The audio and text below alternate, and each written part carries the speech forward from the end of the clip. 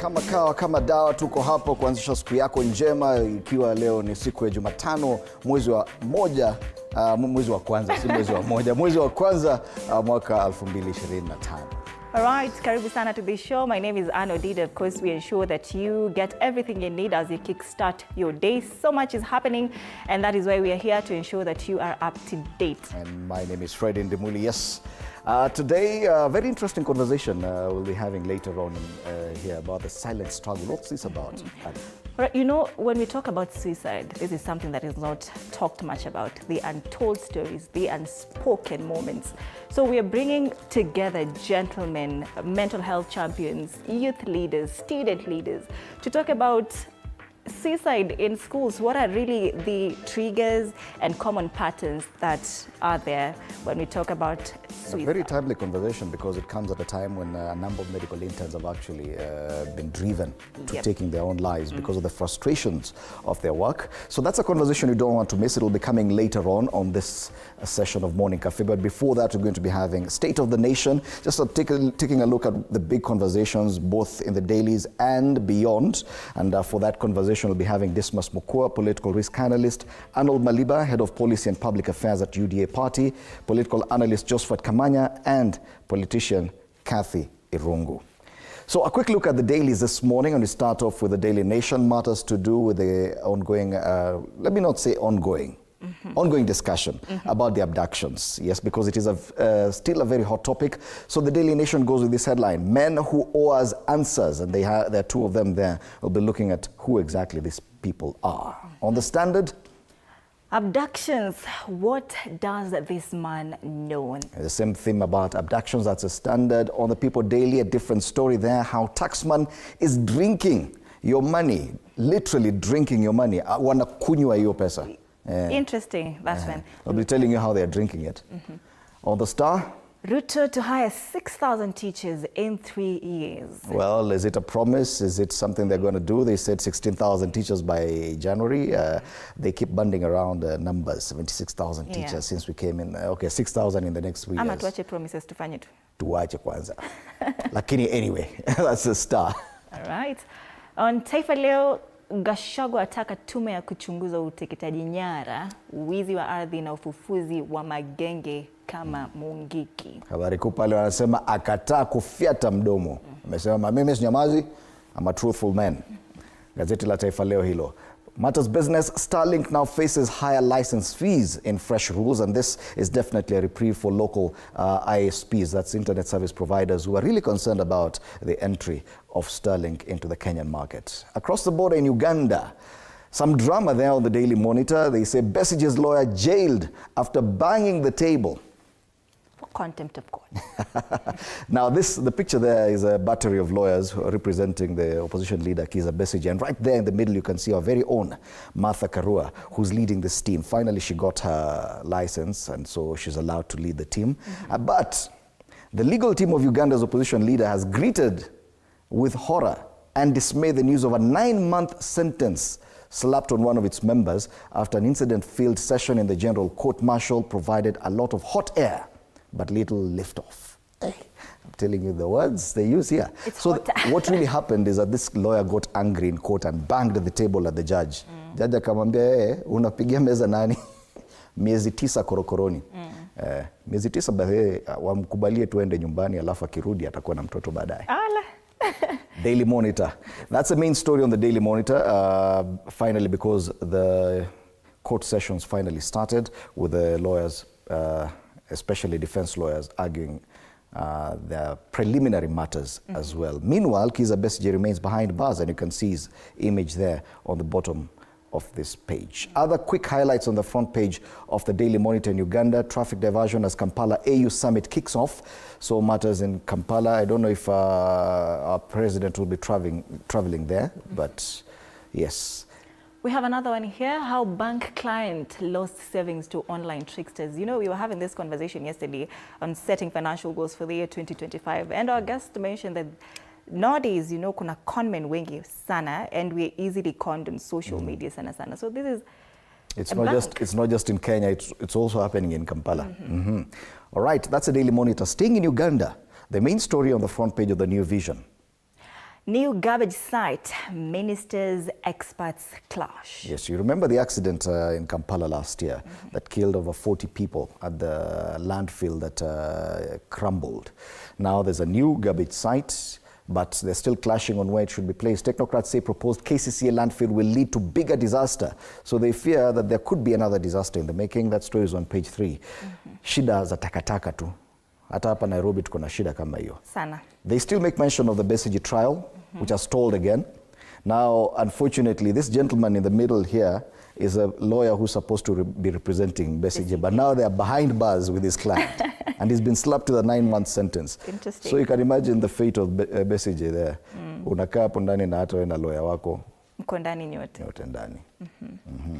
And they say down there, former president of Forum for Democratic Change, that is Colonel retired Dr. Kizza Besigye, is co-accused Haji Obeid Lutale with their lawyer Aaron Kizza in the dock at General Court Martial in Makindye, Kampala yesterday. All right. Pale juu, they make mention of the AU summit, what Uganda is set to benefit from the AU summit happening in Kampala this week. Sawa sawa. Let's cross over to Bongo and we start off with the Mwananchi. Habari kuu kwenye ukurasa wa mbele wa gazeti hili kule Tanzania, Mwananchi, kambi za Mbowe Lissu za mulikwa. Ni siasa tu za chama cha upinzani kule Tanzania, Chadema. Wanang'ang'ana pale sasa, kuna kambi mbili ya Mbowe, moja na nyingine ya Tundu Lissu. Mnyika atoa onyo akisema adhabu ni pamoja na kumwengua mgombea, awaalika wenye malalamiko wayawasilishe kwake, wenyewe wasema amechelewa, athari zimeshakuwa kubwa. Shida imefika mahali there's no going back. So wakianza shida hivi na mwaka unaanza, and this is the year they're going for general elections, but kuna divisions tayari katika Chadema. Inamaanisha tu they'll be whitewashed when it comes to the elections, just like it has happened before.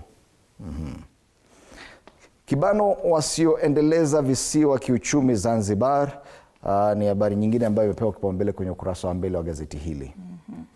Let's take a look at the Citizen, still in Tanzania. Now, what 2025 has in store for startups in Tanzania? That is the main story in the top page of The Citizen. And Tanzania's startup ecosystem is poised for a good year with reforms, improved access to finance, and stronger policy framework expected to drive innovation and entrepreneurial success, according to key players. All right. So those are the stories both local and regionally, and we'll be back to take a look at the local dailies a bit in depth in a short while. For now, let's take a look at the weather situation in various parts of the country. And we start off with Eldoret because pia kule kuna maneno mingi.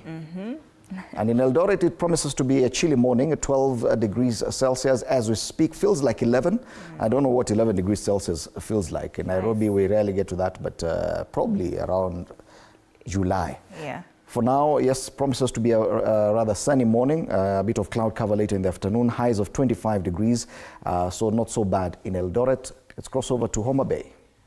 Currently at 22 degrees Celsius, a bit warmer there. It's promising to get hotter. Degrees of 28 degrees Celsius. Actually highs of 29. Oh, 29. Yes, so some hot weather, warm weather in Homa Bay. You know, there are a few people who are still bado wajaanza mwaka wako holiday. So wale wako Diani, currently it's 25 degrees Celsius as we speak. Feels like 28. Bits of drizzle in the morning. Highs of 30. So this is an indication that probably holiday meisha. Just come back to Nairobi or go back to wherever else you're working. Wache kuforce. Watu watoke, hii mna force sasa. Hii holiday imekataa. You can see sunny intervals just around lunchtime and probably later in the evening. A lot of cloud cover for the better part of the day. Meanwhile, back in Nairobi, 15 degrees Celsius at the moment. Feels like 15. Yes. 15. Any weather ya wafanyakazi. Jua throughout the day. Correct, and highs of 27 degrees Celsius. Sasa sweater, unaweza wacha nyumbani. That t-shirt. So that's the weather as far as Google is concerned. Let's take a look at traffic situation. We see if at all there's something at the moment. It's well, 6:10. So let's... And like yesterday where there was a problem here, today it's still green, so nothing much, and it's already very close to 1:15. Yes, this problem around Haile Selassie Avenue still persists, and this is because people are still traveling back to school. So areas around Machakos Bus Station, this stretch here at Marikiti, Haile Selassie all the way to that roundabout that leads to Landis Road. Still very busy. So if you're trying to get into town, if you can avoid this area, it will be better for you. Use any other tributary into town. Other areas, nothing much to report about. Jogoo Road is still yet to wake up. Mombasa Road as well, they are slow today, watu wa Kitengela wajaamka. Southern Bypass sio mbaya, Lang'ata Road 2, Mbagathi Way, Ngong Road, watu wajaamka leo. Ni kama wameshika. It's hump day.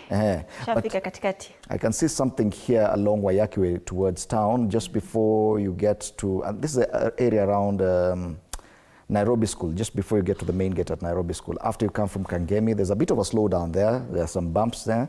I don't know what exactly is happening, but probably matatus. But after that, apparently they're building a bridge around that area. So probably that will cost you some few minutes if you're heading towards town using that route. Otherwise, we'll be back to take a look at the traffic later, probably 6:30. I'm sure by then, mambo itakuwa imegeuka. All right, so right about now, let's take a look at the quote of the day.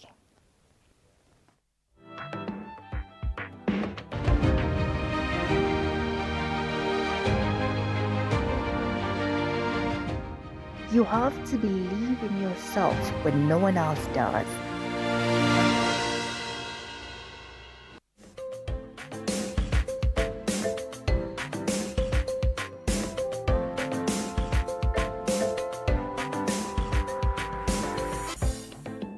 All right, let's come back now and take a look at what our local dailies are talking about this morning.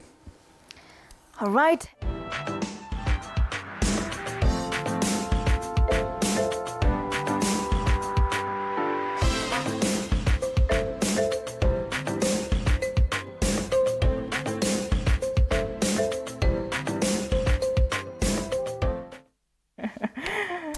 And we start off with the Daily Nation. It's still all right.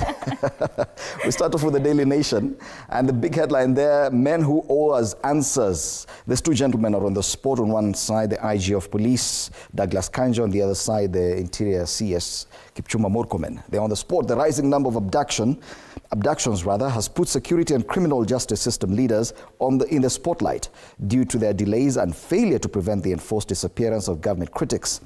Their actions and inaction have seen some rights defenders initiate a court process to take the abduction cases to the International Criminal Court. The story is on page 2. Abductions constitute crimes against humanity, activists insist. So that's a big story on the front page of the Daily Nation. And this remains a big conversation despite the fact that on Monday this week we saw at least 5 of the people who had been abducted and held in Comunicado finally released. A few are still missing. Other quick highlights on the front page of the Daily Nation this morning. Pale juu anasema life after cabinet. RUTO'S sacked ministers speak. And they've listed some with their images there. Simon Chelugui, who was in charge of cooperatives. Aisha Juma, who was in charge of culture. Former Education CS Ezekiel Machogu. Former Lands and later Water CS Zakaria Njeru. Mithika Lunturi, who was in charge of agriculture. And Susan Nahumicha, who was in charge of health. So they talk of hard times. From wielding immense power to fighting political obscurity, Cabinet Secretary sacked by President William Ruto following youth-led protests in June and July last year, now live in the shadows. Their influence reduced to nothing. There's a story covered on pages 4 and 5 of this paper. A bit harsh. Yeah, their influence reduced to nothing. Ukipoteza kazi, boss. They say power is transient. And you know there's a difference between money and power. You may still be having the money. But power ikikutoka, there's nothing as painful as that. Yeah. Schools to wait longer for release of 48 billion shillings capitation. Yes, this is another big discussion. Schools are back this week, but despite zile challenges at grade 9, now generally shule capitation mutangoja kiasi. So vile mtapata chakula ni shida yenu. Vile mtalipa walimu wa BOG pia ni shida yenu. And you know, yesterday the chairperson of the Kenya Publishers Association, that is Kamau Kerio, was here, and he also refuted claims that hakuna vitabu. Akasema vitabu. So vitabu ziko. Hata madarasa yako Yeah, grade 9. They say they're ready. 85% of books have already been sent to public primary schools. Everything is okay.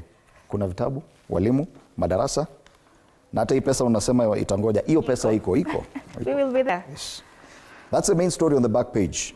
Schools likely to wait longer for release of 48 billion shillings. What exactly does this mean for the education sector? And the back page of the Daily Nation focuses on matters education, because there's also that mention of the challenges facing the junior secondary school. Junior school teacher shortage continues to bite. Lakini walimu wako. Na vitabu ziko. There's no textbooks crisis, publishers say. Yes. Vitabu ziko, publishers wasema. Lakini vitabu hakuna, wagira wasema.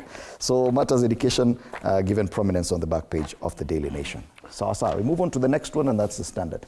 And on the Standard, still the same abductions given prominence there. So they say abductions. What does this man know?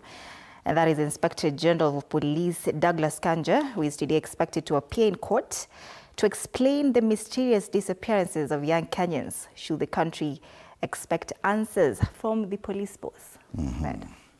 Yes. So questions still linger on, people want a bit more of an explanation. Beyond the fact that these young men have been released, what exactly went on? What exactly is going on in this country? Is it something that will recur? Should we expect more of this? Are they certain that that is now behind us? Just some of the questions. And what really happened to these young people who were abducted? So that continues to be a big discussion. It's been given quite some acreage on the front page of the Standard. Only leaving room for some quick highlights here. Administrators, traders reel from effect of missing Form 1 class. Remember, hakuna Form 1 this year. So ile pesa ilikuwa ikuje through capitation ya Form 1, hakuna. Cartels walikuwa nangoja kuuza vitabu vya Form 1, hakuna. Those people who are used to selling uniforms every year because Form 1 is big business. Na hockey sticks, you know, kama ulikuwa, you're millennial. Yes, of course. But somebody told me being Gen Z is a mindset. Oh, really? Yeah, so we are all Gen Zs by mindset. I do not claim to be a Gen Z at all. So I remember I used to go with hockey sticks for Form 1, new hockey sticks. Now imagine your biashara imekufa this year because there's no Form 1. So yeah, na grade 9 hawana hockey sticks. They make mention of Raila turning 80. Yesterday was his birthday, but age has got nothing on his drive. That story is on page 6. And tough task ahead as Mahama takes oath of office. The inauguration was held yesterday in Ghana, and it was attended by, among others, President William Ruto of Kenya. On the back page of the Standard Matter Sports, Van Dijk defends Trent as Reds keen to hit back at Tottenham. And that's today's League Cup semi-final, Tottenham Hotspur versus Liverpool at 11 p.m. There was another game yesterday. I didn't get to watch it, so I do not know how the results went. Right. Nimesikia Arsenal mlipigwa. Sisi kama Arsenali. Tutasema hiyo ni kikombe ya plastic. Tuli. Did I say mli? Tuli. Ni kikombe ya plastic hatuhitaji. Let's take a look at the People Daily. And on the People Daily, the main story there is how taxman is drinking your money. So they talk of opulence. While President Ruto has been calling for fiscal discipline, KRA plans to spend millions on luxury as taxpayers pay through the nose. This story is on page 4 of this daily, the People Daily. So 55 million shillings on office tea. Only 55 million. Only. 3 million bob on long life milk and 2 million on sugar separately. 14 million shillings on air tickets for directors and 8 million for travel expenses. 83.5 million mobile airtime. 13.6 million shillings drinking water. And 66 million shillings on trade conferences. This is just some of the few expenditures that have been are considered opulent. This is happening at the KRA, the taxman. And you have an image there of wanaitaje building ya KRA. Inaitangwaje? Is it Times Tower? Times Tower, yes. So pesa yenyu inakolektiwa alafu inakunywiwa hapo Times Tower. And this is according to the People Daily, not me. Yes. I do not make up any of these headlines. Ziko hapo kwenye gazeti unajisomea. And you know, they say that the KRA is planning to raise expenditure on tea by 33 million Kenyan shillings from 22.7 million Kenyan shillings now to 55.7 million, according to KRA. All right. Interesting. Other quick highlights on the front page of this paper. Ruto allies plan talks to counter Kalonzo. Wanataka kwenda Ukambani na wametumia image pale ya CS wa Labour, Alfred Mutua. Is he the man to lead that counter in Ukambani? On the very top strip, they make mention of this Gachagua backers call for inquiry into abductions. So at least they've given a highlight on the abduction story there on the front page of this paper. Na pale chini, Gusii community readies for Matiang'i 2027 contest. Interesting. On the Star. Ruto to hire 6,000 teachers in 3 years. Right. So Jobs are also lined up in the police and prison service as well as in hospitals. Fred? You know, when it comes to this number of teachers who are being hired, I've lost track of the numbers we've been given. We are told 76,000 teachers have been hired so far. I don't know. Yet we still have a shortage of about, is it 8,000 teachers for JSS? Yes. Because there were to be 16,000. But okay, I don't know. But this is another figure we've been given, 6,000 teachers in 3 years. For the details, the story is on pages 4 and 5 of the Star. All right, we also have something down there before we touch on this Raila to visit 10 countries as AUC, of course, campaigns wrap up. The elections will be in February, remember that? So Shah arrears health facilities in distress, surviving on loans. 4 months later, after the rollout of the new social health, new health scheme. So we still have questions there. Remember that the deductions began I think at the end of October.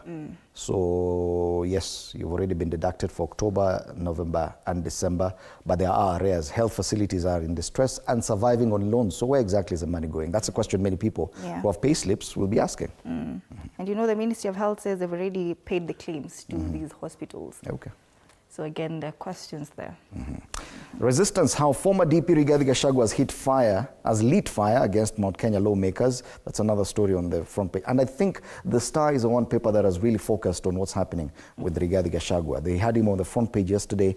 They're still following up with some of his activities. I'm not saying they're only daily, but at least they are consistent. So that's the Star. Tuangazie gazeti la Taifa Leo. And Taifa Leo there on the front page, still Gachagua. Akataa kufiata mdomo. Rigathi amedai serikali inafufua magenge hatari, inaendekeza ufisadi na utekaji nyara wa Wakenya wanaopinga utawala wa Rais Ruto. Na kuna sura yake pale kwenye ukurasa huo. Anasema Gachagua ataka tume ya kuchunguza utekaji nyara, wizi wa ardhi na ufufuzi wa magenge kama Mungiki. And I don't think UDA knew just what kind of problem they were creating when they did what they did last year. Truthful man. The truthful man. Now he is a thorn in the flesh, definitely. Vidokezo zaidi kwenye ukurasa wa mbele wa gazeti hili wanasema na wasamehe walioniteka nyara. Kijana mmoja, baadhi ya waliotekwa nyara, anaitwa Billy. Anasema ingawa aliteswa sana kimawazo, hana kinyongo na watesi wake. Habari kamili kwenye ukurasa wa pili. And he also said he's not on social media currently and somebody else is using his account. So be aware. I don't think even I would be very fast to go back to social media after such an encounter. Vidokezo zaidi kwenye ukurasa wa gazeti hili, sema hali ngumu shuleni yanukia, shule zatarajiwa kupitia maisha magumu kwa serikali kuchelewesha mgao. Tumesema the capitation 48 billion shillings might delay. So what exactly happens to the administrators of schools, and will schools be able to survive? January ni ngumu tayari. And they're sharing classrooms? Yes, meanwhile there should be free classrooms in Form 1.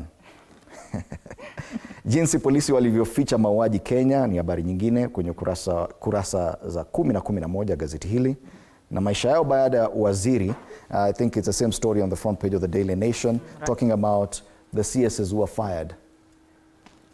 Nottingham Forest wanakujaje ni kidokezo zaidi, masuala ya spoti kwenye ukurasa wa mbele. Wameufikia Arsenal huku wakialika vigogo Liverpool mechi ijayo. We hope they'll do a better job than Manchester United did at the weekend against Liverpool. Walisema walijaribu. Man U walijaribu. They outdid themselves, lakini they still came up short. Matters business now. All right, and on the People Daily, Starlink now faces... Business Daily. Business Daily. What did I say? People Daily. Business Daily. Starlink now faces higher license fees in fresh rules.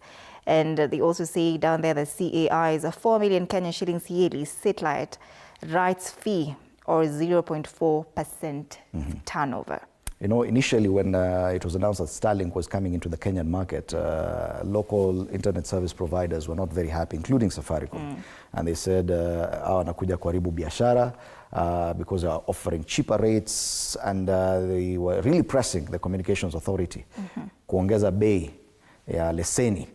So yes, I think local service providers are smiling this morning. You think most Kenyans use Starlink, Fred? I don't think the uptake had gotten to that level yet, but I don't know now what will happen. Will the fees being charged by Starlink also increase with this increase in the license fees? That could change this competition drastically. Pale chini, a very worrying headline. Right, Ruto cuts construction of new roads by 69% on policy shift. Yes. Mwaka ikianza, we had the CSS saying now, kuna upande moja kuna barabara nyingi, sasa tunataka barabara zingine zikuje huku kwetu na pande zingine, lakini hakuna budget. Ruto amekata hiyo construction of new roads by more than 2/3. And these are policy shift. So kama mlikuwa mnangojea barabara huko kwenu, Ngoje. Sio mimi nimesema, serikali imesema hakuna hiyo pesa. Construction sector shrinks to Moi era low. And hey, Moi era, when did Moi leave? This is more than 22 years ago. Wow. That's on the ticker there. And publishers blame KICD for late delivery of textbooks. Lakini so wamesema vitabu viko. Viko, sasa wanasema shida ni KICD, sio publishers. Shida ni KICD. Yes. Okay. They have attributed the delay to deliver new competency-based curriculum textbooks to schools by 13th of this month. That's next week. Next week, zote zitakuwa zimefika. That's a good promise that we'll be having books in schools by next week. Let's hope it's a promise that they will keep. All right. Tuangazie masuala ya karakacha sasa. Tulikuwa tushapitia gazeti za kwingineko. We start off with the Standard. This is a cartoon on the Standard today. We have this gentleman inside the crime scene has been demarcated there, and he's saying part of his statement is redacted. So the whole statement reads, and we are investigating those behind these abductions. But part of the statement is redacted, so we can only read, we are behind the abductions. And this is a DCI as a label. So this could be the DCI Director General. I mean, that's a caricature of him. This is a cartoonist saying, not me. Usinikasirikie mimi. Standard. The People Daily still matters abductions. So two frames here. Yeah. Cover up killings of anti-government protesters. So we have a cop there pointing a gun at someone who's on his knees and his hands raised up. The next... I found his lifeless body in a pool of blood in what I suspect is a case of hit and run. That is a police officer there holding a gun. The same police officer who was holding a gun on this guy is now saying that the guy is in a pool of blood. But it could also be a hit and run by him. Yeah. So that's the People Daily Stano's take. On the Star, the cartoon on the Star still talks about the same. These are hooded men, and you know what these hooded men have been up to the past few weeks. We have coffins on the same cartoon. We have a pencil, which I think is they're trying to representing a cartoonist. A mobile phone there, probably the mobile phone users and social media users as well. So a bit of confusion there, but okay, so yes, same thing, same theme. 3 cartoons so far talking about the abductions. And finally on the Daily Nation, same story. On abductions, it's the police to account, and this is coming from who? This vehicle being driven by this gentleman in a yellow shirt. This is a caricature, what looks like the president, and the other guy looks like the candidate for the AUC chairman's post. But ni kama wamerusha polisi nje, amewaruka. Kipetero kies. On abductions, it's the police to account, sio sisi. So all the 4 cartoons on our major dailies this morning talking about abduction. So yes, definitely that still remains a big discussion point today. Absolutely. We will be looking at that and other stories with my panelists after the break on State of the Nation. You don't want to miss that. All right, stay with us. Interact with us on our social media platforms at TV47 Kenya on Facebook and YouTube. _Dida on Twitter. On X, I'm Fred Indemuli. Yes, do stand by. That will be our panel for State of the Nation after the break. You're watching Morning Cafe.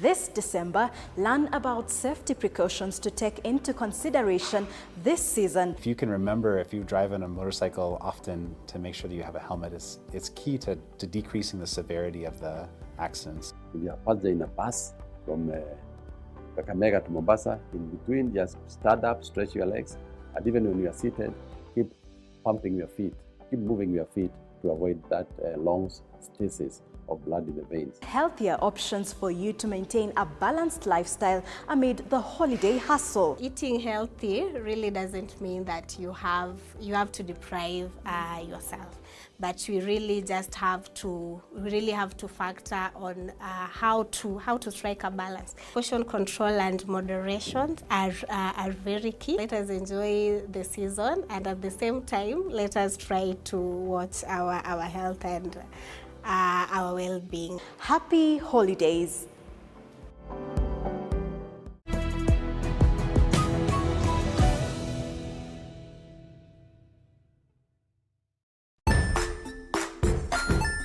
Hey there, friends. Welcome to Kids on the Block, where fun and imagination come alive. We dive into magical world filled with exciting adventures and awesome friends. What position were you in? I was number 2. What position were you? Number 1. He decided to cross the bridge by his house and look for food on the other side. We're going to do half cup of chocolate chips, and the other one, we're going to do half cup of the blueberries. So, grab your imagination hats and get ready to explore with us. Join us every Saturday at 9 a.m. for new friends, amazing stories, and tons of laughter.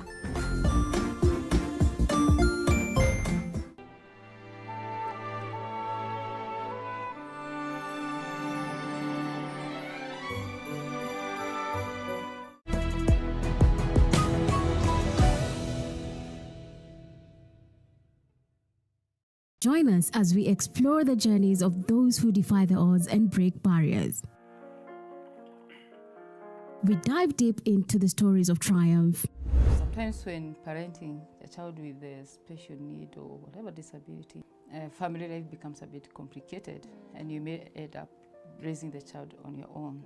Here, we inspire. I have a farm which one we showcase with other dyslexic youths and autism, how to farm. Motivate. It's never easy, but what we do, the best thing is to work with another parent who has an elder child than yours. And break through the barriers one story at a time. Push your boundaries beyond the limit. Saturdays at 8 p.m.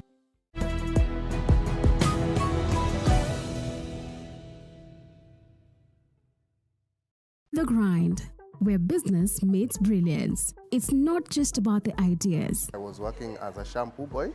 I used to wash clients' hair on the sink. It's about making them happen. From big wins. In primary school, when we would be asked what people want to be, I was categorical that I want to be a nurse. To hard lessons. The consoles change, the gaming equipment keep changing. We cover it all. Tune in to The Grind, where every episode is packed with insights, The person who is serving customers, always be a customer-centric. strategies, When you pay attention to detail, you get luxury items. and stories to fuel your ambition. Don't just dream it, grind it. Mondays at 7:30 p.m.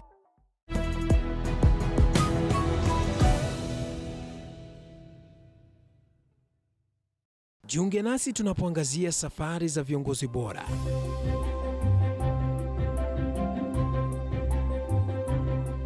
Kutoka kwa ushindi mkubwa hadi masomo magumu. Wakati wetu kwamba wasichana si wa kusoma, ni wa kuolewa, ng'ombe ipatikane, wazazi wakuwe watajiri. Tunashughulikia yote. I wish I were a better investor. My parents taught me how to look for things for myself.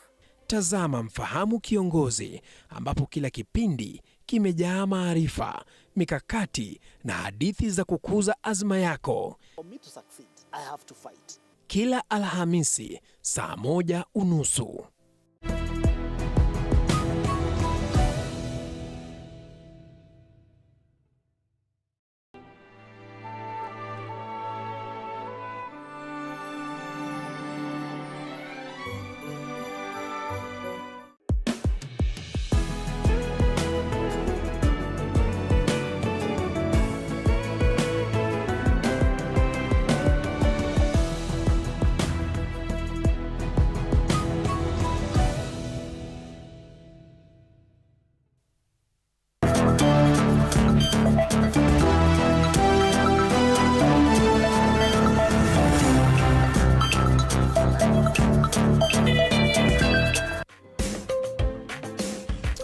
Good morning once again, karibu sana. This is a Morning Cafe on TV47 with me, Fred Ndimuli.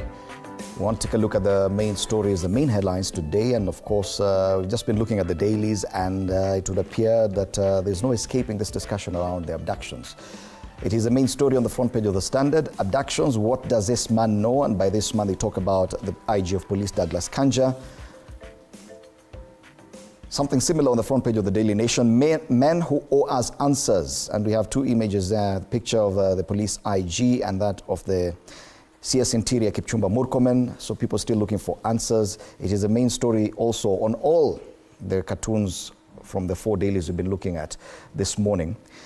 It is also the subject of one of the stories that was filed by one of our reporters on TV47 about the questions, the unanswered questions on the abductions. Probably even before I introduce my panelists, we could watch that story. Abduction, the unanswered questions.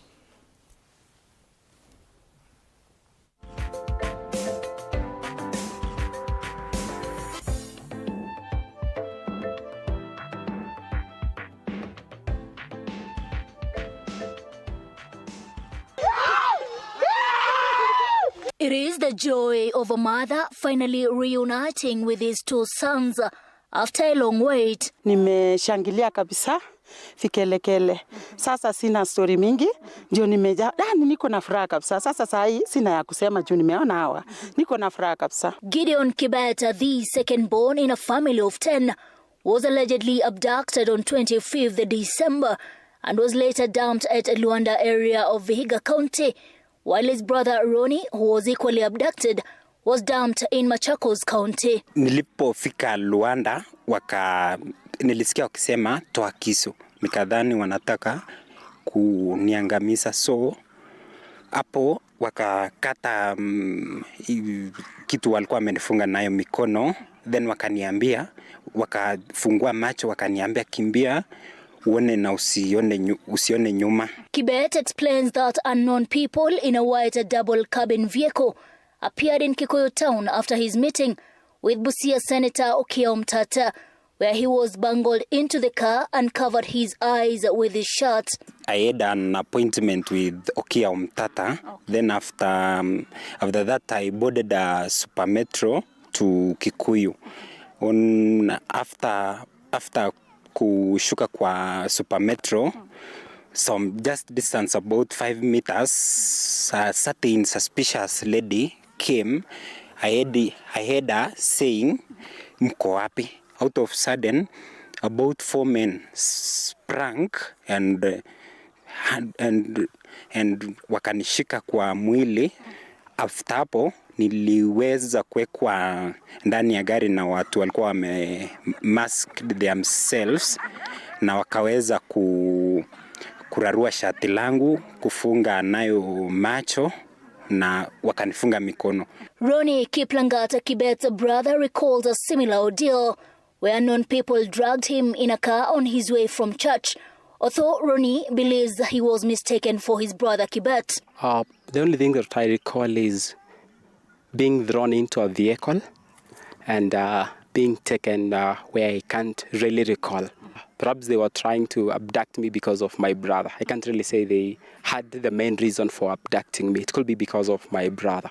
According to Kibet, the men freed him in Luanda area of Vihiga County at around 4 a.m., where he decided to go to attend a nearby disco matanga, awaiting morning time. Ilikuwa karibu saa 9 tu saa 10. So after hapo saa asubuhi kidogo nilikuwa nikisikia sauti ya musiki. So baada ya hapo nikasema acha niende nijikalie huko, ikifika asubuhi nijiende. Kufika huko ilikuwa disco matanga.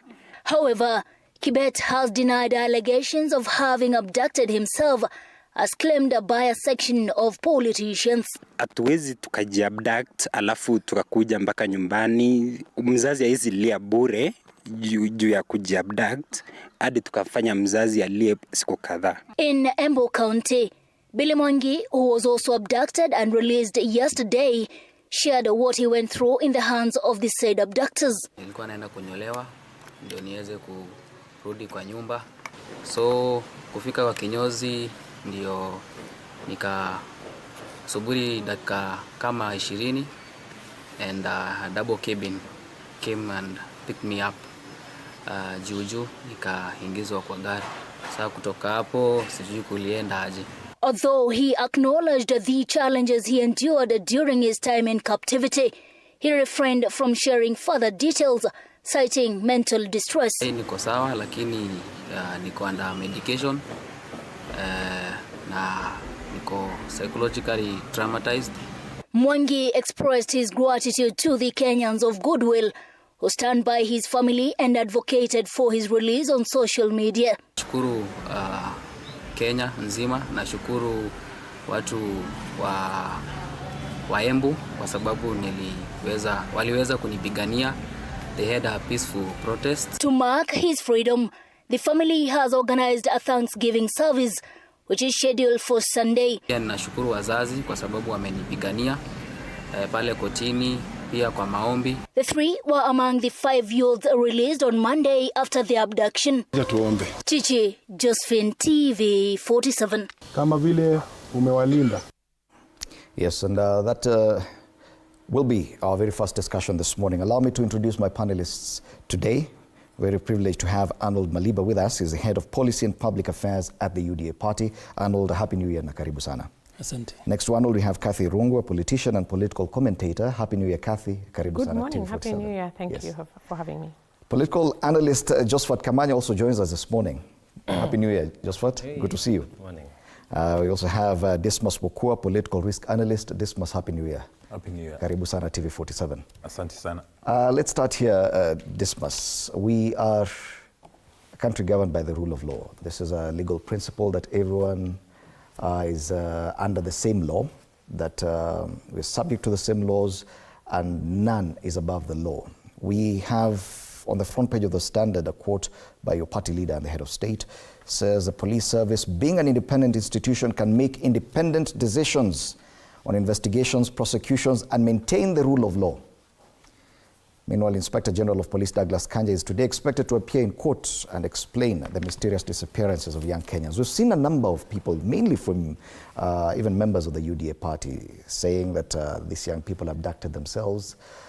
And this has left a lot of questions. When the president says the police should conduct their investigations and take charge of this, according to one of the cartoons, that is throwing the police under the bus. Do you agree with that? First and foremost, UDA, the party, has not officially, or rather lend its voice to this particular discussion. And any person out there who actually will speak, they are doing so in their own individual capacity. Because the spokesperson of the UDA party is the Secretary General. And if and when Hassan Omar speaks, then UDA will actually have spoken. The people speaking, those are their individual opinions, and they should be treated as such because we know how institutions work, we know how political parties, who is the voice and the spokesmanship is actually vested in the office of the SG. And individuals have got their own rights. But be that as it may, I think the president, when asked and when he spoke about this issue in Homa Bay, he actually committed that he was going to ensure that this particular menace ends.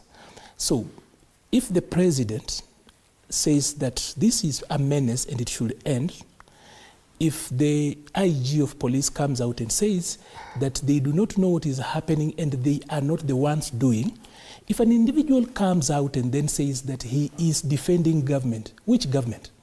The president has said he's not the one doing it. He's actually committing to deal with it. The IG, that is actually the office that should be dealing with this particular issue, says that they are not the ones doing it and they are looking into it. So if you come out and say, I have come out to defend, you definitely are not speaking for government and competent agencies that should be dealing with that particular issue. You are speaking for the abductors, and probably you should be a very good candidate to actually meet DCI and tell them what you are defending. Otherwise, government has said it's not doing it. Government is saying it's actually investigating. Then you come out and quote in the name of government, you say you are defending.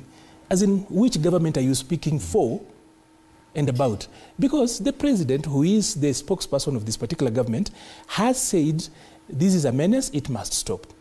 The IG, the person actually who takes care of our safety, he says this is a crime and the police do not do that and we are investigating. Then you pick a microphone or you pick your phone and then you are tweeting in the pretext that you are defending government. Which government are you defending? If you were to go to court, and I already have told you as the accused that I did not do it, but then you go out there and you tell the judge that I am the lawyer, I am here to defend the accused. He did it because of you are not representing me. So those that have actually gone out and justified and rationalized and normalized this particular thing are doing so in their own individual capacity and not of government or the party, because this is a government that actually is subject to the rule of law. And even as human beings, by the way, when in the previous administrations people normalized, justified, and went ahead to even make it look like it's okay for the abuse of human rights, it actually ended up eating them. And Fred, let me say this, especially for the leaders out there who, for whatever reason, would want to come out and appear like they are justifying this. You know, the rule of law does not just serve the normal mwananchi. The voter is sometimes quite irrational. Voters are not very rational.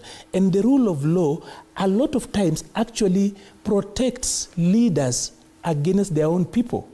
Because let me say this at the very beginning, that if citizens who are perceived to wrong politicians, leaders, and their administration are okay to be abducted and dealt with in that particular manner, then if the rule of law does not apply where citizens, quote unquote, are suspected to break the law, that then you can do with them as you wish. What business do citizens have obeying the rule of law? And I'll say this, that the next time then, that is anarchy, the next time then the citizens feel aggrieved by the leaders, then the citizens will abduct the leaders. Remember, the citizens are more. This country has got about 5,000 leaders.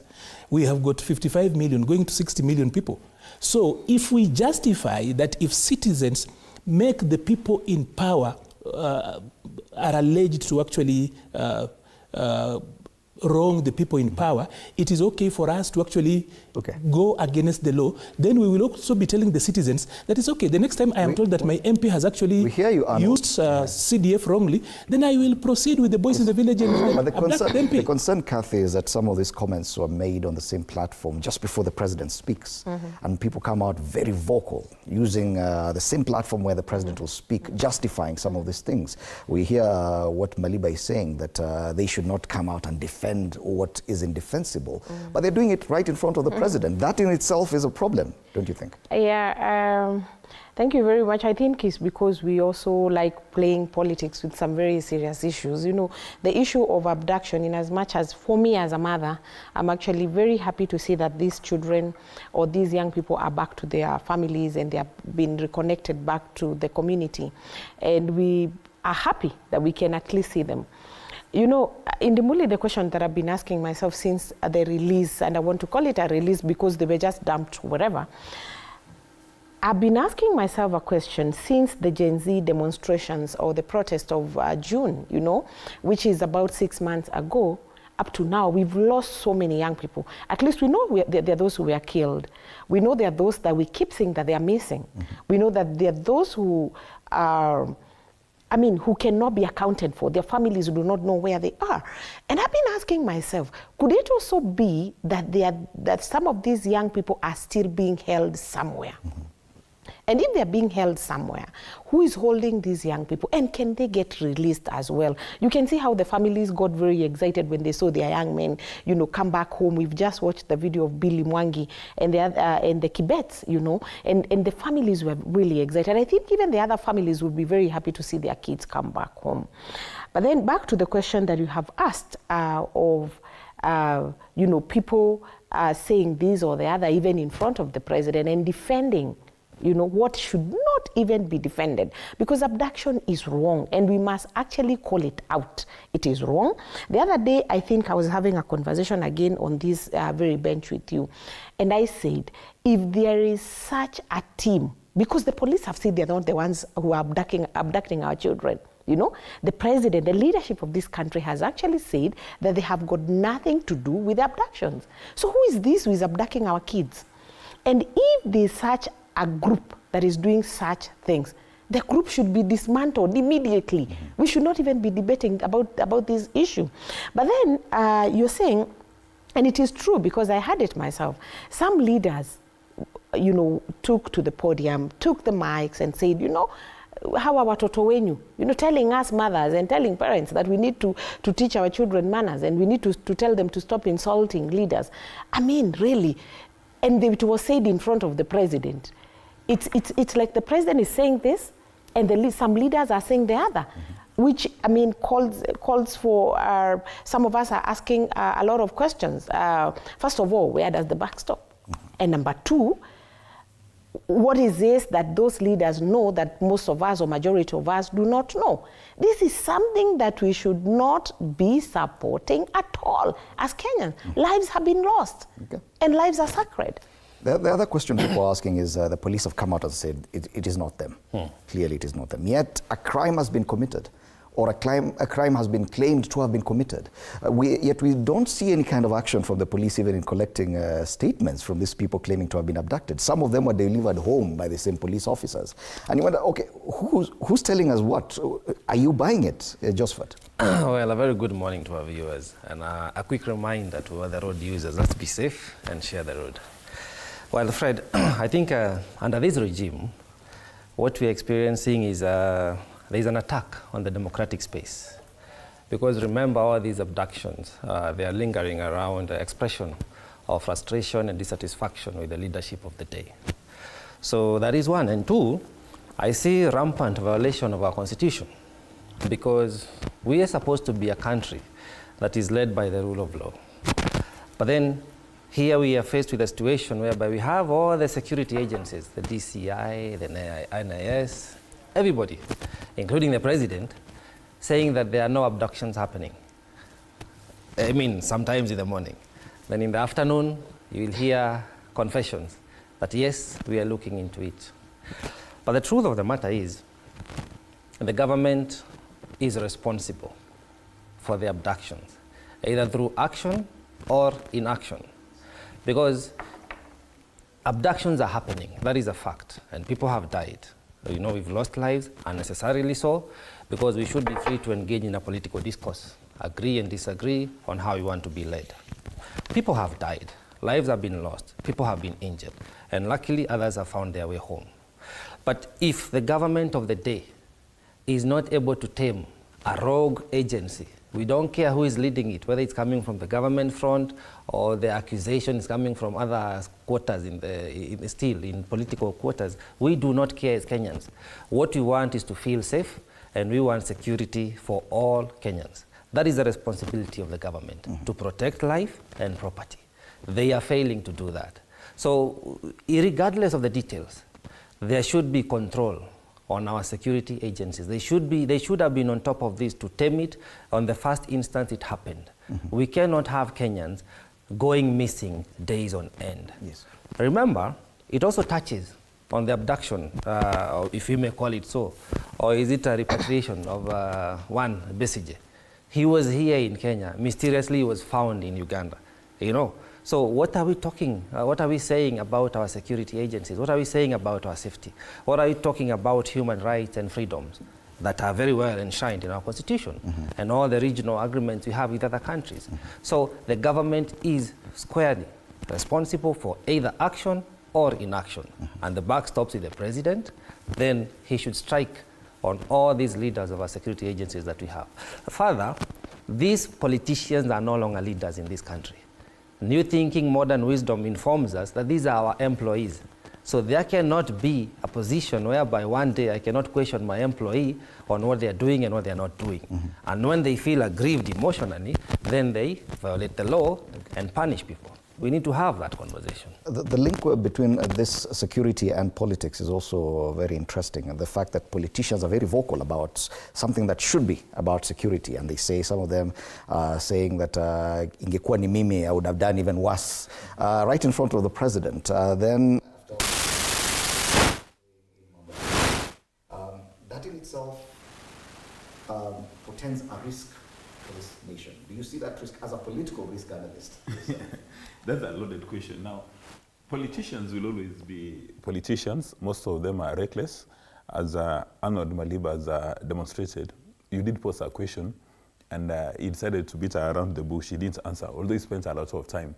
But you raised very fundamental issues. When you're talking about abductions, the people who have actually said that the abductions in Kenya, and then others have said that there's something similar to abduction which has taken place in Kenya. But in my view, the description doesn't matter. There are people who have not been with their families for days on end.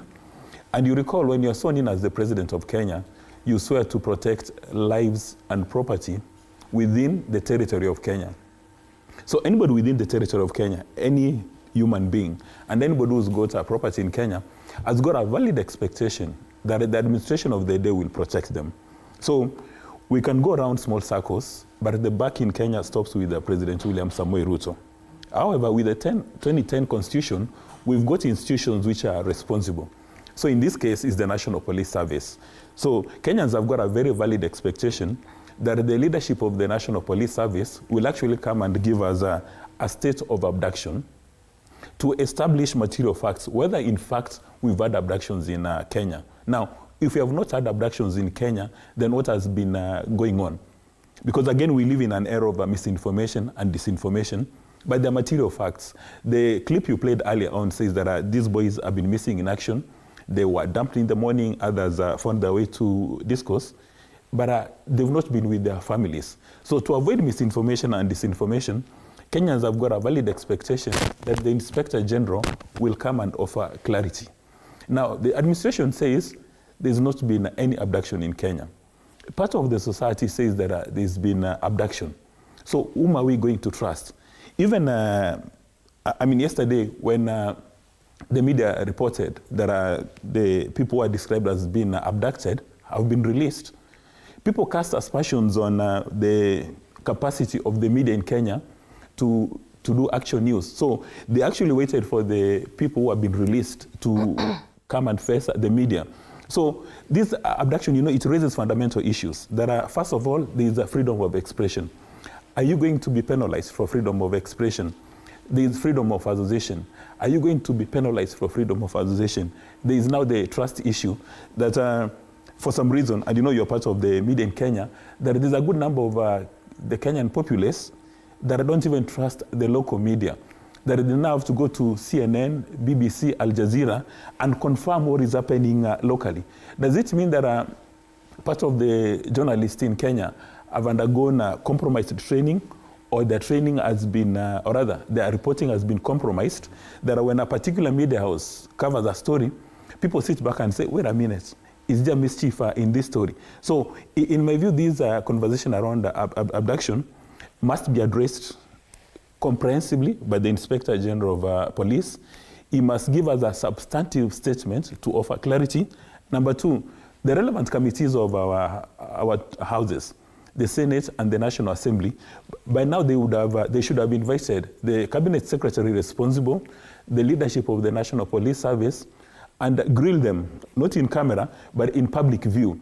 In fact, if they don't do this, we seek to degenerate. There are some countries in West Africa where people don't abduct, people expressing their political positions, but they go for business leaders, they go for corporate leaders. Okay. So in that part of the world, abduction has become a business. Okay. Now, this must hold that thought, because I think it's time for us to take a break. It's top of the hour, exactly 7 a.m. We'll come back to you to continue this conversation. You're watching Morning Cafe today when the Inspector General of Police, Douglas Kanja, is expected to appear in court to explain the mysterious disappearances of young Kenyans. Will he appear? That's another question. You're watching Morning Cafe.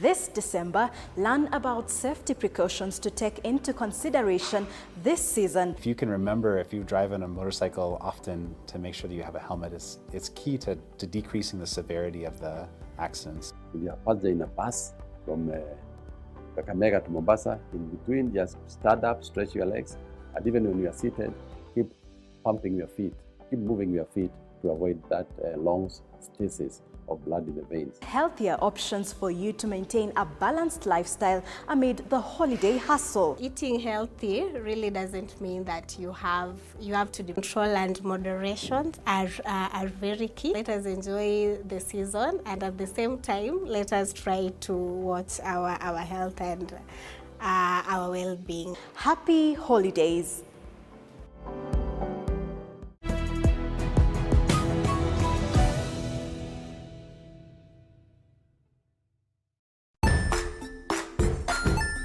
Hey there friends, welcome to Kids on the Block, where fun and imagination come alive. We dive into magical world filled with exciting adventures and awesome friends. What position were you in? I was number 2. What position were you? Number 1. He decided to cross the bridge by his house and look for food on the other side. We're going to do half cup of chocolate chips, and the other one, we're going to do half cup of the blueberries. So, grab your imagination hats and get ready to explore with us. Join us every Saturday at 9 a.m. for new friends, amazing stories, and tons of laughter.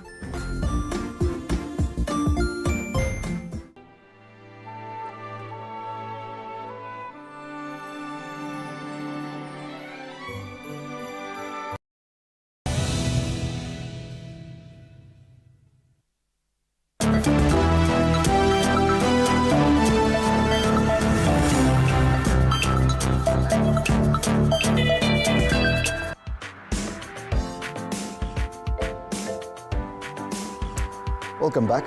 You're watching Morning Cafe on TV47 with me, Freddie Ndimuli. We continue with this discussion about the abductions, although I don't want us to spend too much time on it. Today, the Inspector General of Police, Douglas Kanja, is expected to appear in court and explain the mysterious disappearances of young Kenyans. This is expected to be the moment where Kenyans will learn a lot of what may have happened.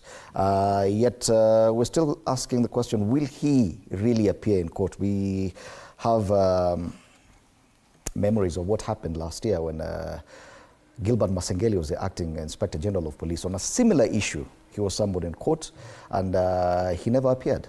Instead, what we saw was that the same day he was to appear to answer to charges of contempt of court, the people who had been abducted were released the same day. Now, the question is, will the Inspector General of Police appear in court? Should we expect answers? This is a subject of a story filed by one of our reporters as well here at TV47. Let's watch that story. Police Inspector General Douglas Kanja seemed to have begun his career as a police boss on a challenging note after being summoned to court for the second time. It represents the Inspector General's commitment to uphold the rule of law, protecting constitutional rights and ensuring justice. With High Court Judge Bahati Mwamuye emphasizing that failure to adhere to the order will invite penal sanctions for contempt of court. State officers have an obligation pursuant to their oaths of office, pursuant to the expectations of the Constitution, and also there is a consequence of contempt of court. This court will not hesitate next week if these persons are not brought before this court. The new police boss is expected to appear in court on Wednesday, following a summon in relation to the alleged abduction of 6 individuals, including Gideon Kibet, his brother Rooni Kiplagat, Peter Mutete, Billy Mwangi, Bernard Kavuli, and Steve Kavingo. If the 6 gentlemen are found, I am on duty every day. The criminal division is on duty every day. Nothing prevents any of the respondents or any other party from producing them to this High Court or any other High Court in the Republic. However, 5 of the 6 missing individuals emerged on Monday morning in different locations, with the police urging Kenyans to collaborate with them by providing information that may aid in investigations or tracing the whereabouts of those still missing, including Steve Mbesi Kavingo, who is yet to be released. These as the National Police Service has denied any responsibility for the recent abductions. Police spokesperson Dr. Razila Onyango, in a statement on Monday, January 6th, noted that the service remains committed to thoroughly investigating these cases to their conclusion. And even as all eyes are fixated on the Interior Ministry over the recent abductions, the ministry's new Cabinet Secretary Kipchumba Murkomen has distanced himself from the cases as well as the murders of government critics, stating that he has no knowledge or involvement in the incidents. We as a council do not in any way support abductions that are happening in the country. Those abductions are not in the forte of the Cabinet Secretary Interior. Meanwhile, Kenyans may have to wait longer for the truth behind the abductions. Senate Speaker Amason Kingi has rejected a request by an ally of former Deputy President Rigathi Gachagua to convene a special sitting to address the issue. The Speaker stating that such a request can only be made by the majority or minority leader. In a letter dated December 27, 2024, Nyandarua Senator John Metho had asked Kingi to call a special sitting of the Senate to discuss the issue, but the Speaker clarified that Metho's request did not meet the criteria outlined in Outstanding Order 33. Samira Mohammed for TV47, Nairobi. So should we expect any answers today from the Inspector General of Police, or is it the end of this discussion about abductions now that the 5 have been released? That's a question I just want us to answer now. And that's... It cannot be the end of this discussion. In my view, that is the beginning of the discussion, because the National Police Service has said they have no responsibility, or rather they were not the architects, but they've got the responsibility to tell Kenyans who are the architects. They're the ones who've got a constitutional mandate for law, for safety and order in Kenya. So Kenyans have got a valid expectation that the National Police Service will secure lives and properties in Kenya. So if they're not responsible, they ought to know who is responsible. Now, yet we've been here before. We've been here before, and the Acting Inspector General of Police last year, Gilbert Masengeli, faced a similar issue. He was summoned in court. He even was charged with contempt. But that same day when he was to be sentenced, the people who were said to have been abducted were released, and that was the end of the conversation. Should we expect the same today, Arnold? I think, like Dismas has said, this should be the beginning of this particular conversation, that we need to go to a logical conclusion. We've not even started having a conversation around the abductions. It's important to remind both public officers and even citizens that government exists for a purpose.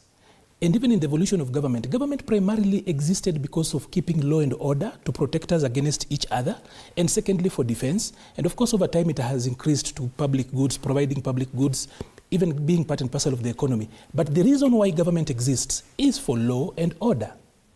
So when you talk about law and order, it's exactly what we're talking about. No one should be busy, whether it's the IG. I've even seen the Speaker of the Senate hiding behind technicalities and saying that such an important conversation cannot be had. Amason Kingi being a lawyer, he should be ashamed of himself. That is not why governments exist. You cannot hide under any technicality. Yet the speaker, when it is the same speaker was among those people quoted on a public platform talking about the abduction. So when we're talking about answers, Fred, number one, the IG must make his way to court and clear this. We have got the sunshine clauses in the Constitution, and they are not actually a decoration in there. The freedom of conscience, freedom of expression, freedom of the media. If we do not, and by the way, Kenya is a member of the OGP, the Open Governments Partnership. We are members. We joined OGP, and we are not ready to relinquish that. So answers must be given. You know why they must be given?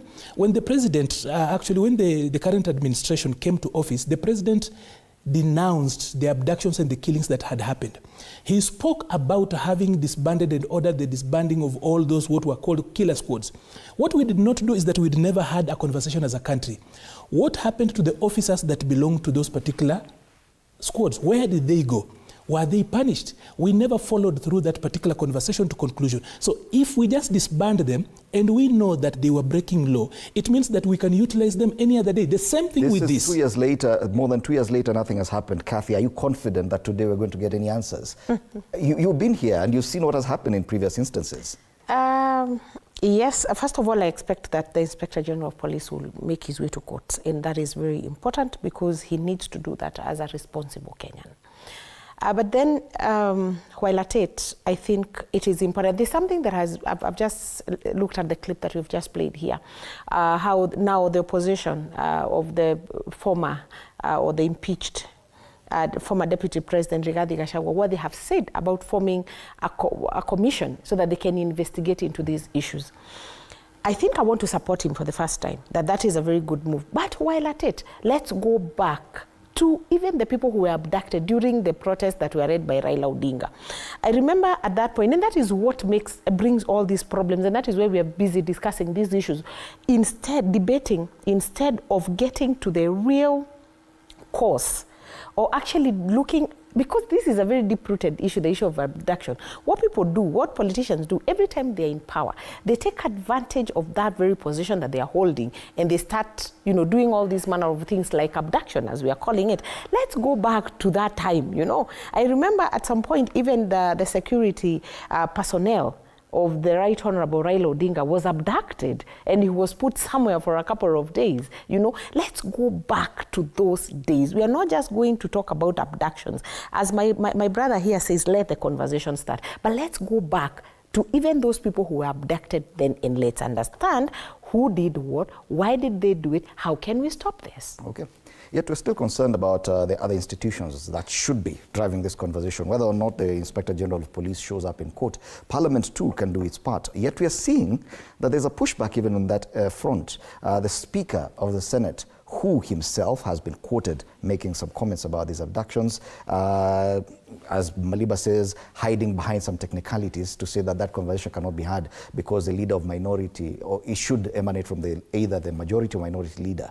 We saw, maybe from a different house, but the leadership, both minority and majority leaders of the National Assembly, also on the presidential platform commenting about the same. Are you confident that Parliament probably could be the place to start this conversation?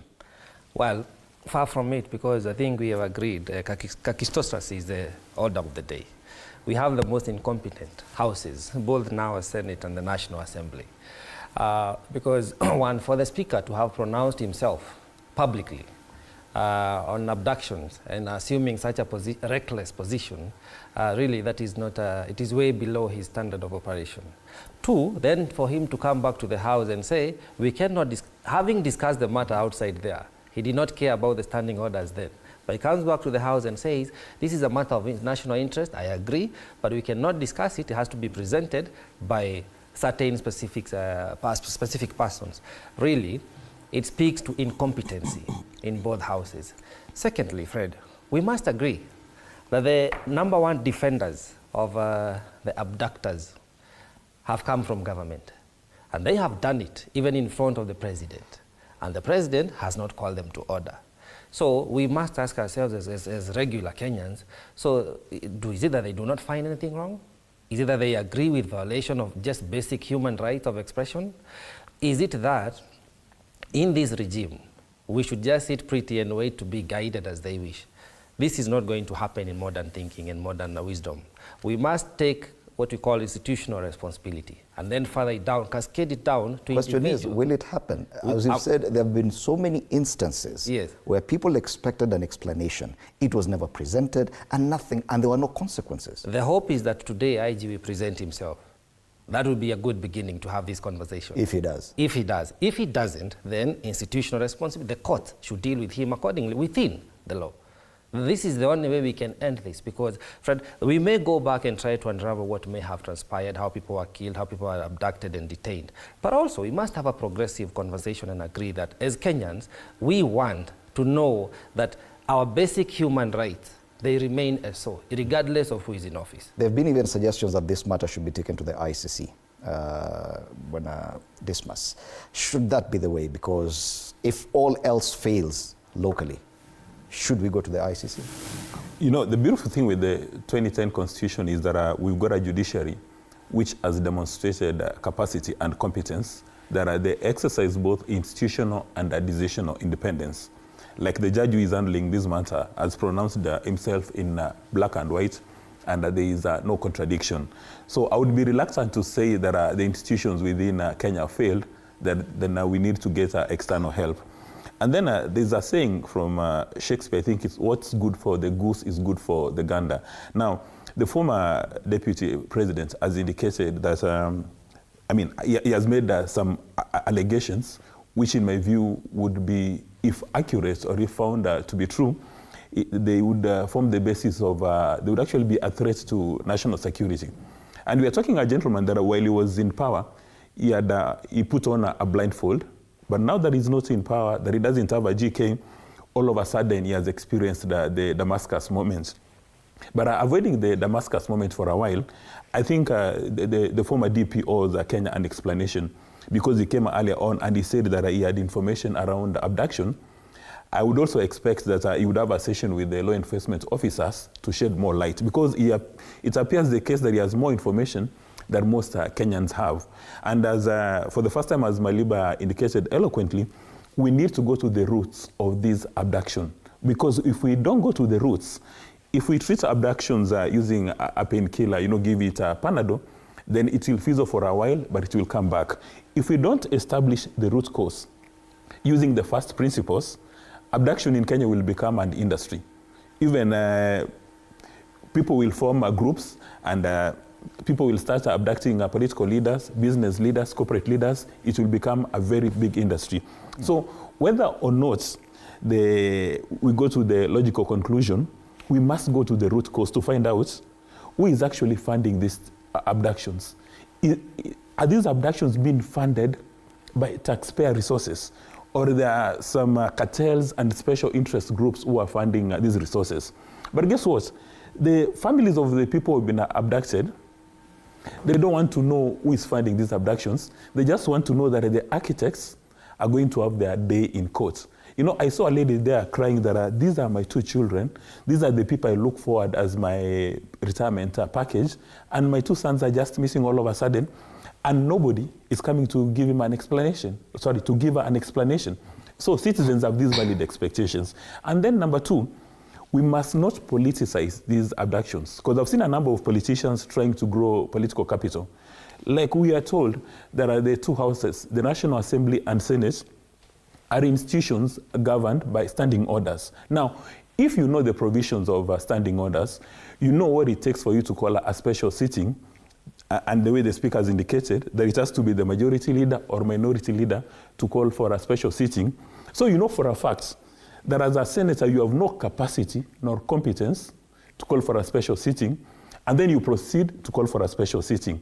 Now, for the unsuspecting Mora back in Mososho, we'll actually think that it's the Speaker of the Senate who does not want to have this conversation. Where can the relevant senator go to the majority leader or go to the minority leader and say that we need to have a special sitting or collect a number of signatures? The himself can generate a discussion in Parliament. He can call for a special sitting by himself. But he has indicated, and you know, I think my other panelists will weigh in, he has indicated that the only person who has capacity and competence to summon that special sitting is the minority and majority leader. So I expect that the senator knows for a fact that he has no competence. Okay. I think, Fred, if we allow that to slide, we then will just be helping a culture in this country where we actually hide under technicalities. A lot of times we speak a lot of English, get under legalese, and we run away from responsibility. If you look at the parliamentary prayer, one of those things they pray for is that there should be, whatever they do should actually be for the welfare of those who God has put under their charge.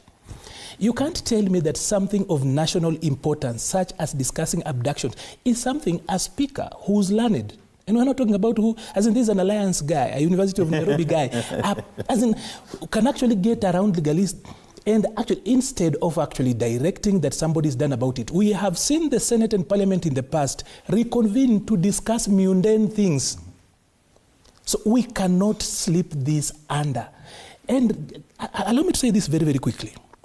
You know, for public communication, and this is very, very important, whether it's political or public communication, there are three principles that must be adhered to. Number one, there must be clarity. And that is why you've seen this guy saying that if some other people speak before the president and then they appear to support it and then the president speaks differently, then we are communicating differently. So number one is clarity. Number two is consistency. And number three is differentiation. There has been an attempt to say that the abductions are happening because children are, you know, that is mixing up issues. Abductions are abductions. If people are misbehaving, they are misbehaving. There must be differentiation. We cannot do false equivalence where we are talking about this is happening because of. It cannot be, because in law, when you show up for abduction, it is an abduction. And it's important to state out to leaders this way, that in the last regimes, when people made it normal for people to be abducted, for people to be sent into exile, for people to be murdered, the net losers were leaders, because you can tell so many, and those are unresolved murders in this country, leaders that were killed because it had become so normal to kill citizens. So for parliamentarians, Parliament cannot lie on its laurels and try to actually sound technical or, let me say, nonchalant on this. Parliament must speak up and speak up for the people, because those are the voice of the people. And by the way, if Parliament does not, for God's sake, speak about this, they will be forced to do it in the name of the people. And people, like I said, are irrational. Okay. They will answer them in weight. A quick one, Fred. Yes. You see, this is an attempt. The whole abduction shenanigans, explanation that we are getting and feedback from the government, is an attempt to suppress the revolution on call for good governance. That's why you see the Speaker will not pronounce himself clearly, the National Assembly will not, the President will not, the security agencies will not. They know that the Kenyans are dissatisfied with the kind of leadership we are experiencing today. And the revolution is on, and it's purely about a call for good governance, which is what we are trying to fight day in, day out. So there will be sideshows. That's why you see abductees are released 2 or 3 days before somebody is supposed to appear in court. We saw that in Masengeli, we've seen that now. Now, the question is, for how long do they think they can keep it on? That's the question, and the government should know it is a government of the people for the people. If the people do not want you, it is done. Now, for the better part of this week, we're going to spend trying to look at what should ideally be the agenda whether political or developmental, this year. It is sad that this is the kind of discussion we are having at the beginning of the year with very heated political rhetoric. So before we come to that, as you continue thinking about what should ideally be the agenda for this year, let's watch this story as packaged by one of our reporters on President William Ruto's 2025 Tough Balancing Act.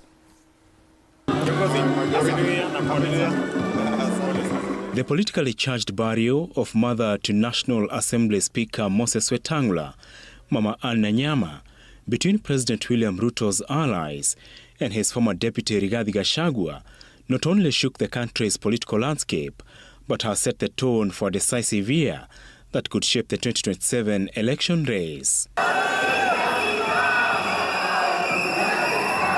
President Ruto is in the eye of the storm, having navigated 2 turbulent years of economic and political unrest that has caught his human rights record to question in the wake of alleged state-sanctioned abductions and Kenyans disappointed with his leadership. Can the president turn the tide for his re-election and rebuild his image and legacy? Which will mean that Ruto will also have to work extra hard in order not to lose everything, and see whether he can change the attitude of the people. During his New Year speech, President Ruto drummed up support for his broad-based coalition government with former rivals turned allies, his anchor to achieve political stability and get re-elected in 2027.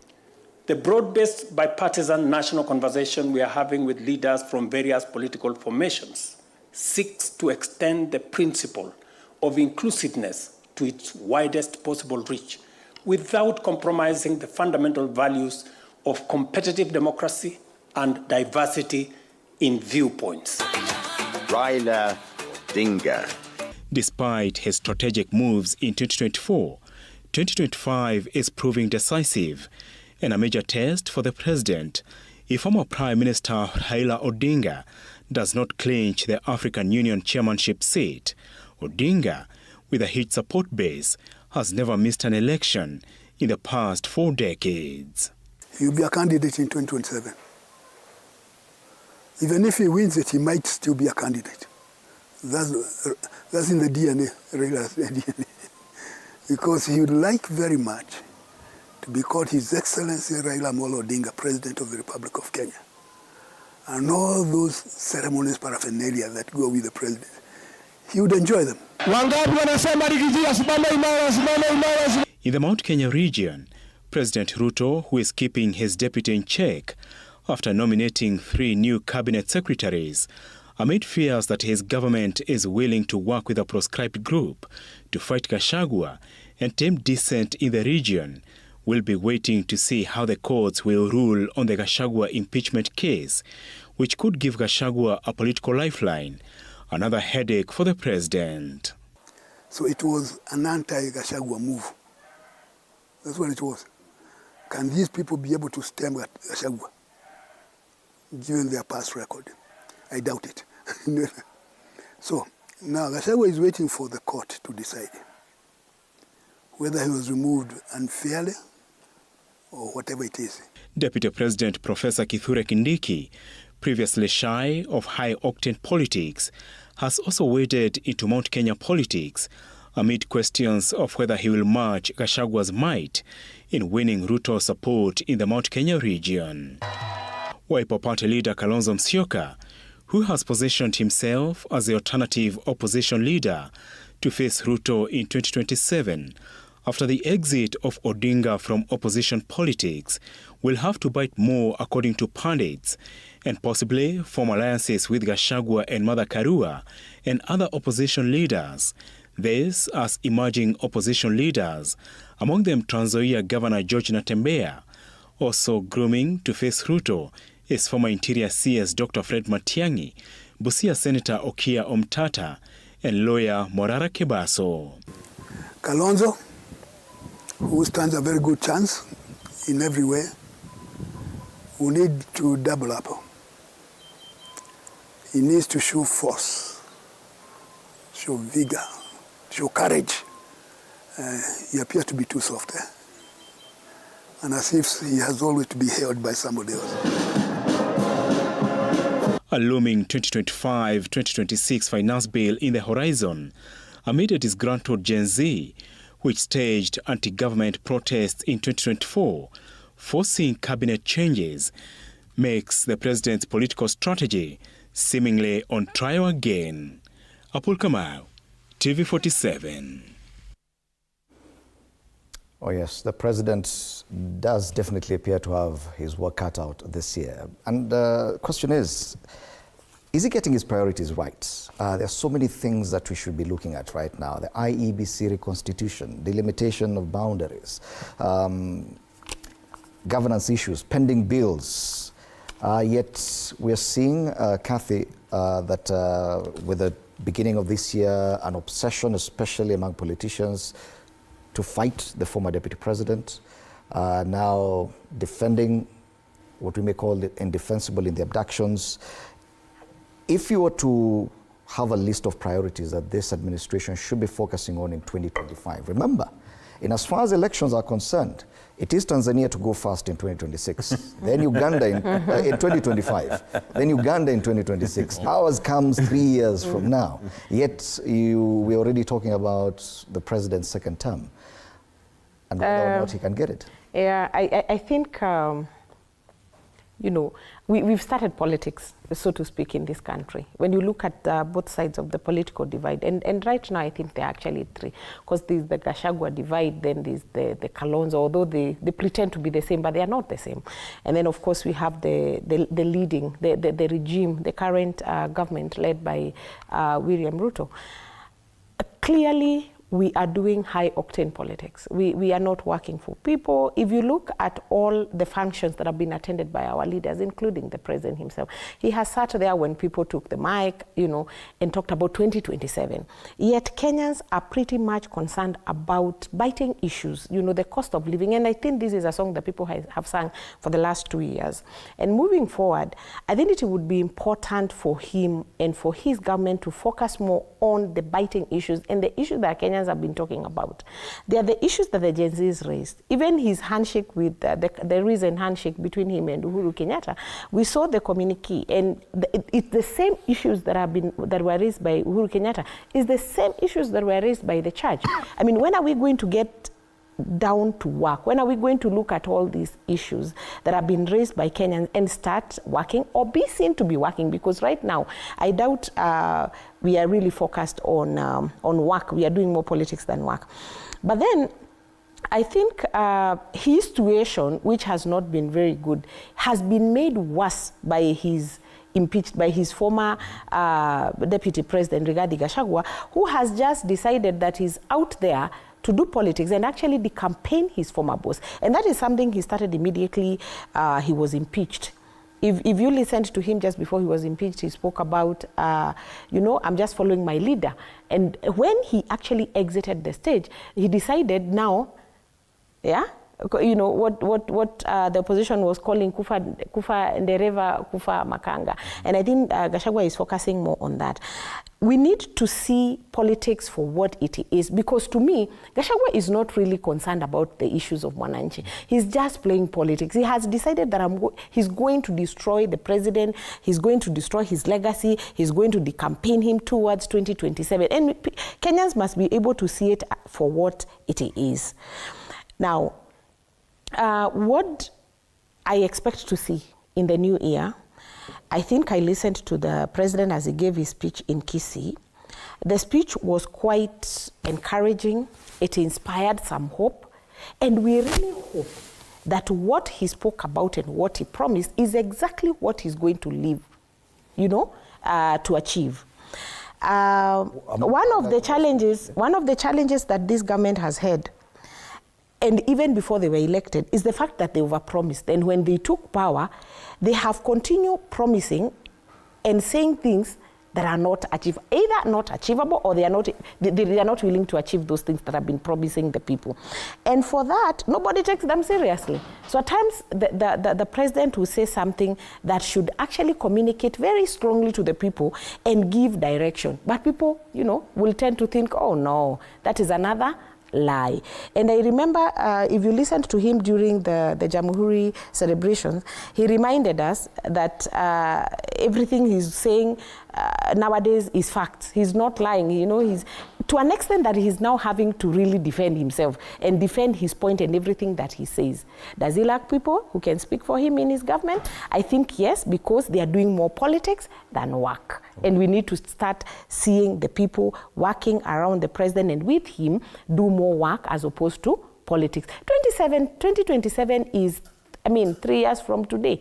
Why are we so concerned about 2027 as opposed to working for Kenyans? Yet the Gachagua destruction, whatever the former DP is doing right now, could be said to have been created by the same system that probably they miscalculated. Now this administration is finding itself having to counter the mamas in Mount Kenya more rather than concentrate on other things. A reconstitution of the IEBC is going to be a thorny issue.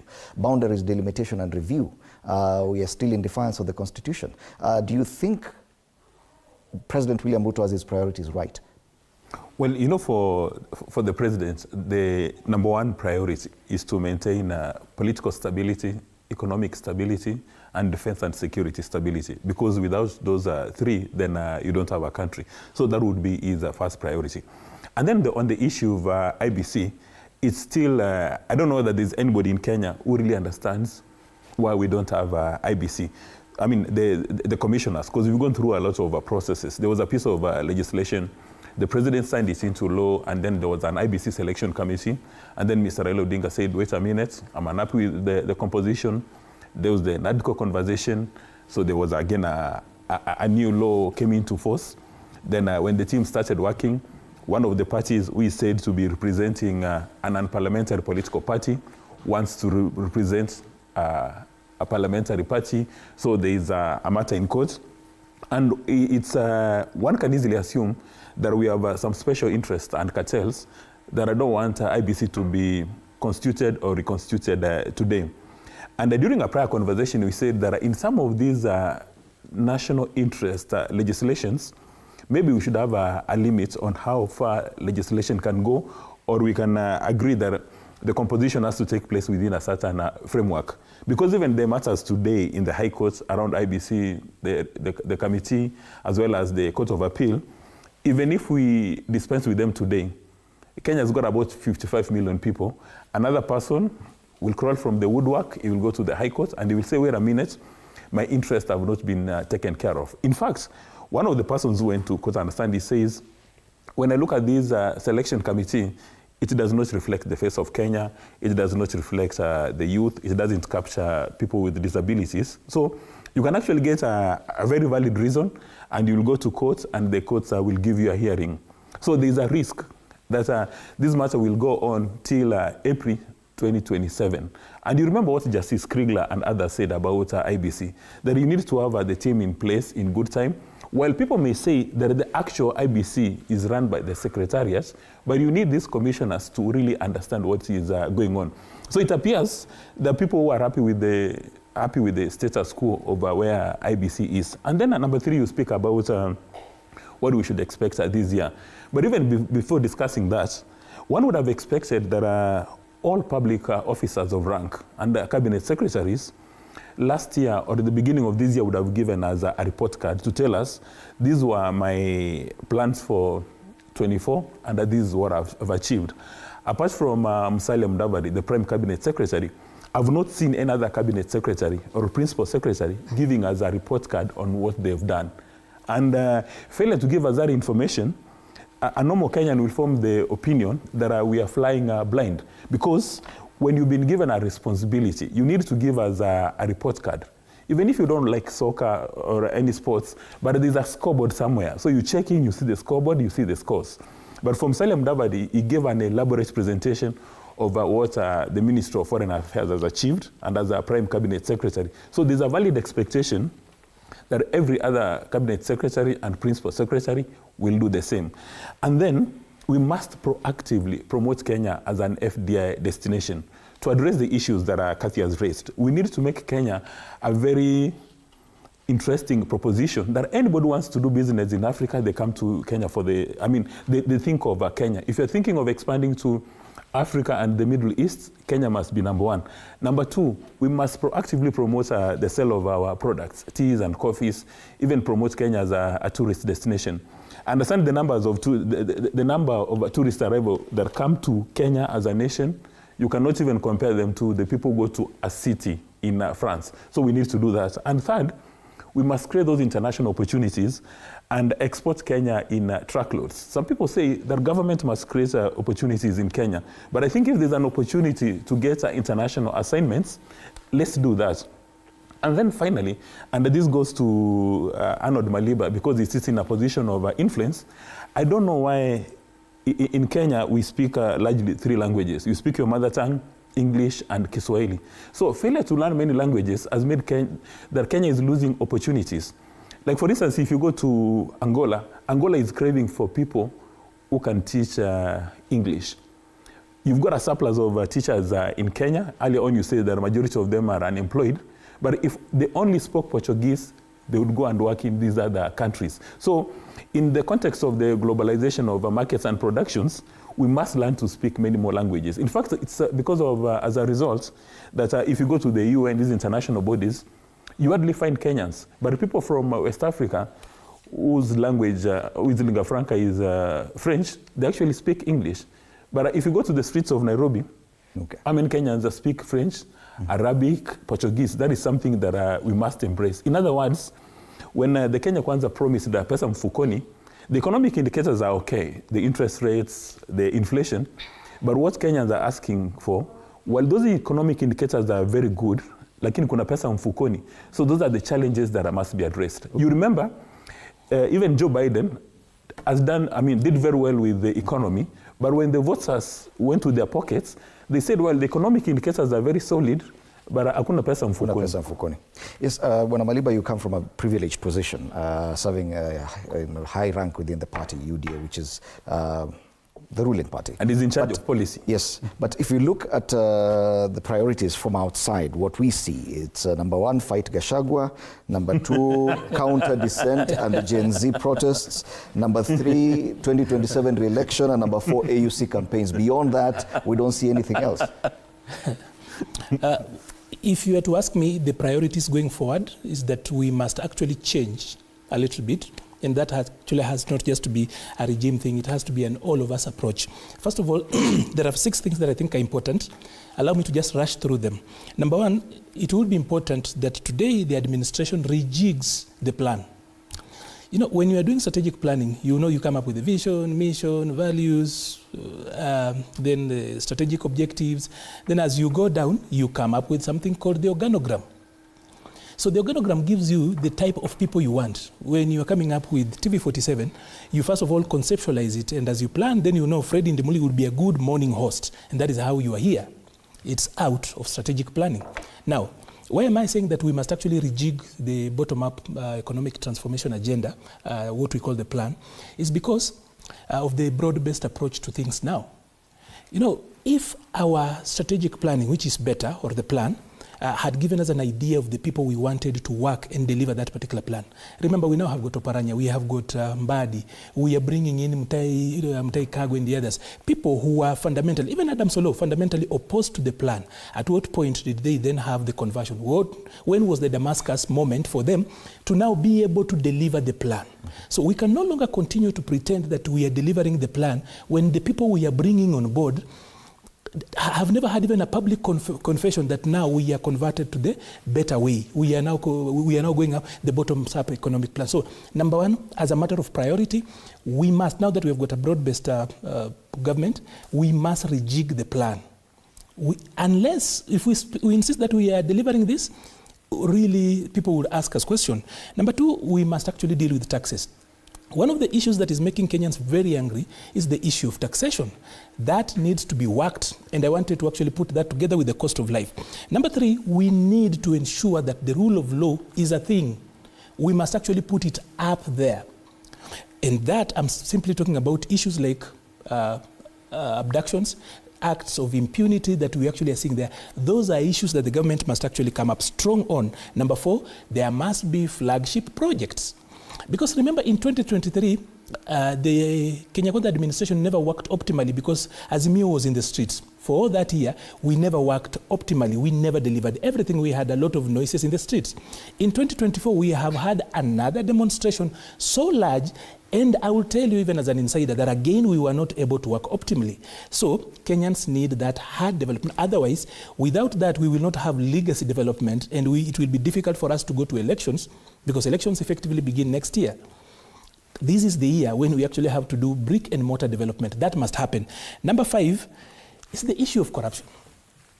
This, we cannot run away from it. That there is the perception. You know, corruption is not just about if it's happening or not, but the perception that the president must actually also ensure that the institutions that are tasked with doing that work, as much as many of them are actually independent like EACC, that the multi-agency approach, that is worked on, because Kenyans still feel that their money is not used very well. Number 6, and finally, is communication. We must change the way we are communicating.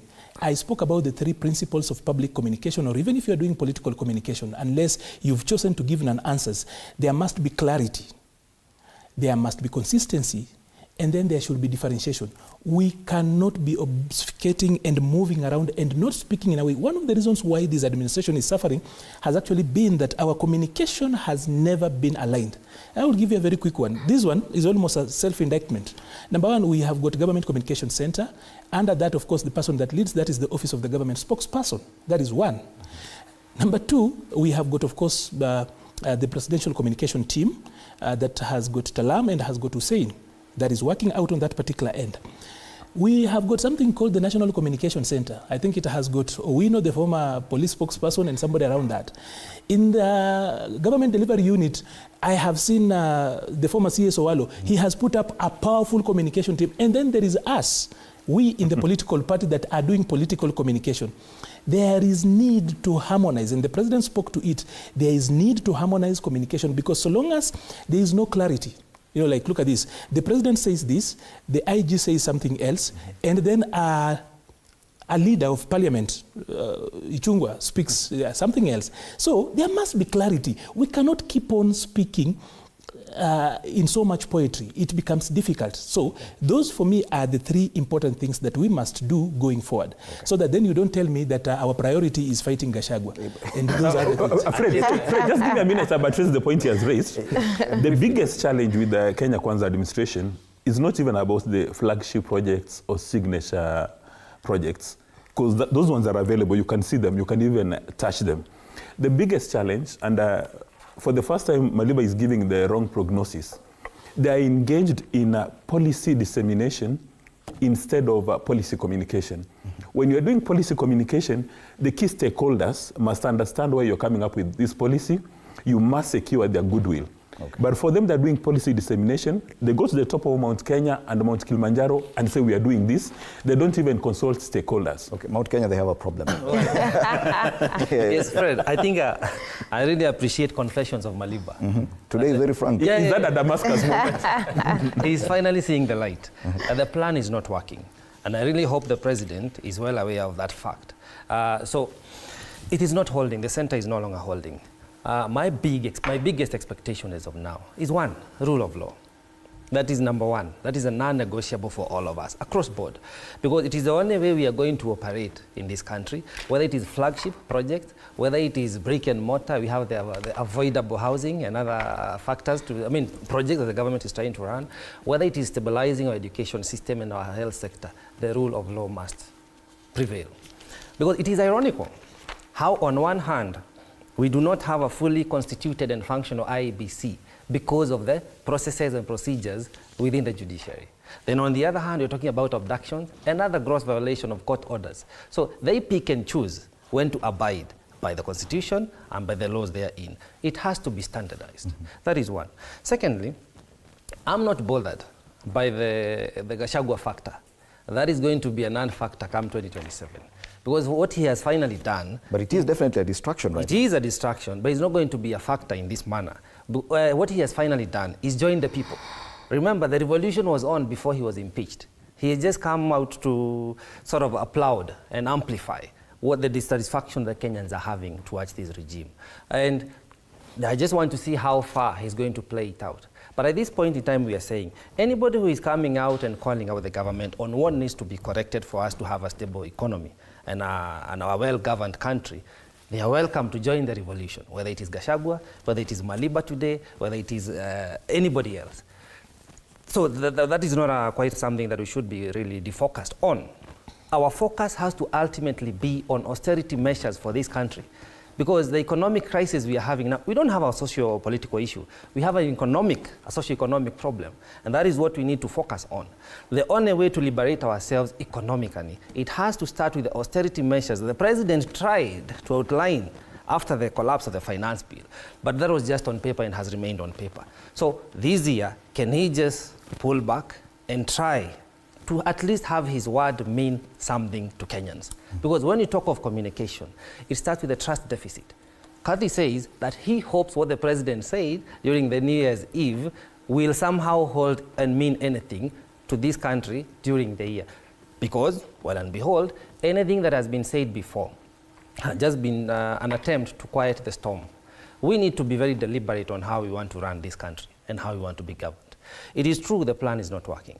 It is true, I've said this before, that the greatest opposition within this regime or towards this regime will come from within, and that is what we are experiencing. Mm-hmm. All the people who are out and really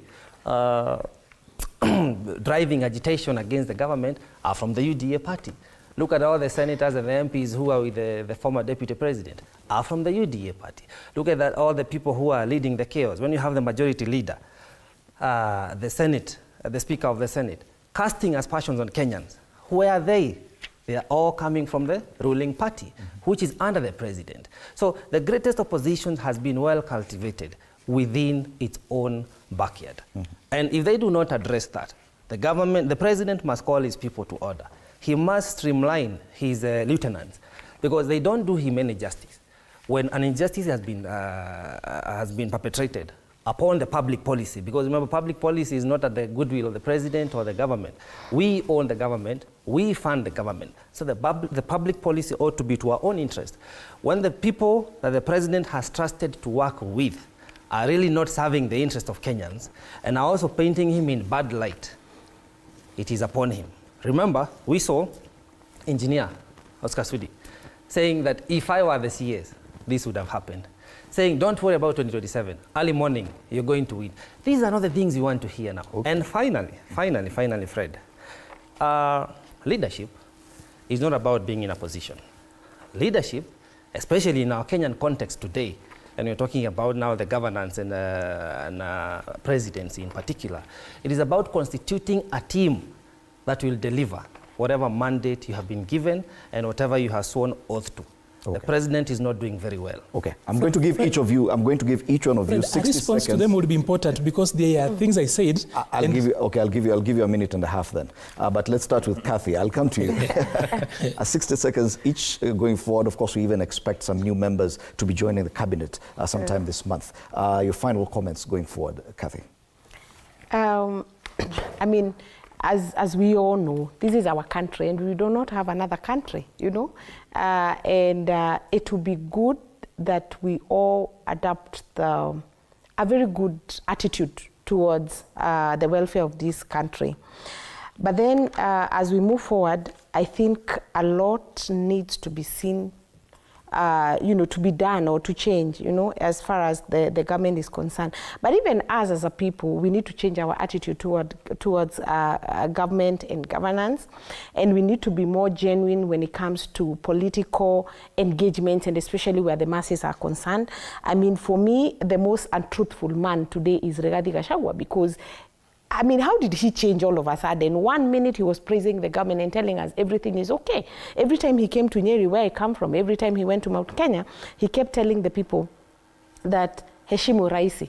Then all of a sudden, because now he's out of office, he wants people to believe that he stands for the right and he stands for the welfare of the people. I mean, really, we need to change this. But then look at politics as we play it in this country.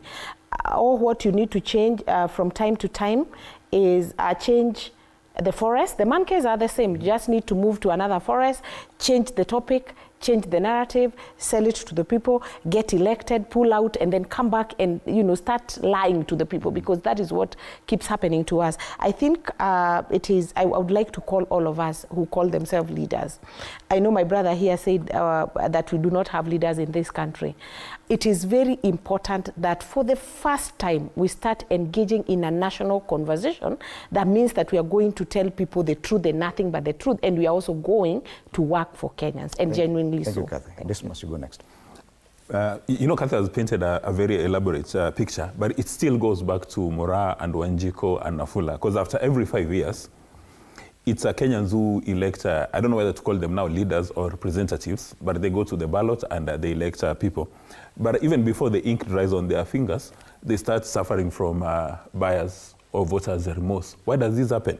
It happens because for some reason, even the most rational Kenyan voter has been chained to the politics of tribalism.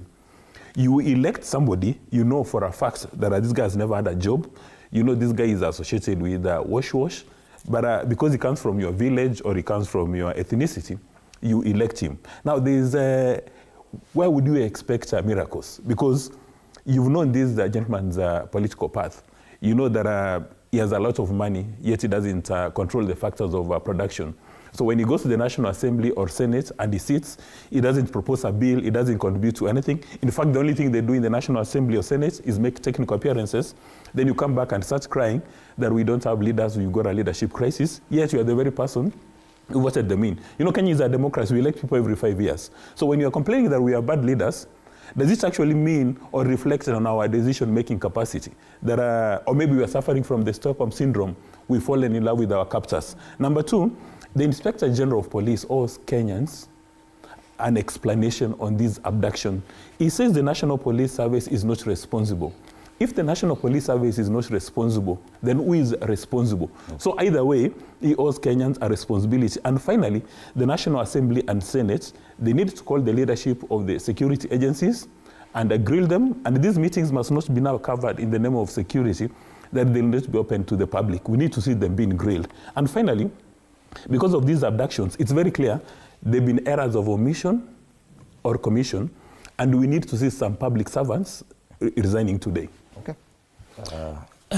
Quickly, when I spoke about the plan, I spoke to it from this perspective. He raised that and said the plan is not working and everything else. Seeing how the country changed last year, we cannot then pretend that we still are working with the same blueprint, because you've seen the changes we've made.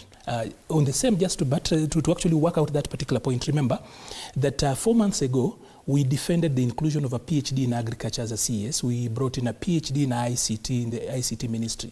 So when you do away with a PhD in agriculture and bring in a person with a marketing background, what exactly are you trying to solve? It means that there's something wrong with the plan, and we need to deal with that. When you see people going to the streets the way last year happened, to the level where we almost lost the republic, it means that the blueprint we were working with was not sitting very well with the masses. And then the people in the administration, including myself, must get to a place where then we look at these things and invite people to a conversation. We speak about dialectics as a way of actually deepening democracy. So when I speak about better not really functioning, it's not like it was fundamentally wrong. But look at this. You do away with the PhD in ICT from the ICT ministry, that is the CS, Nyambura, for example. Then you bring in somebody with a BCom. So exactly what are you trying to solve? And that's why I'm saying that we must rejig the plan to speak to our issues. He spoke about revolutions. I wouldn't be worried about revolutions because Kenya is an incremental change country. We are not a revolt or radical change people. Look at our history over the 60 years. I would be worried with counter-revolutionaries. Revolutions never benefit those who begin them. It is those that bring revolutions to an end that benefit out of them. So I am not worried about that. And to the same level, and that is why I would say that as per today, William Ruto has no challenger. And that, as a political strategist, I will tell you that worries me. Because if you don't know your opponent, you are in problems. So finally, my submission will be this to the people of Kenya.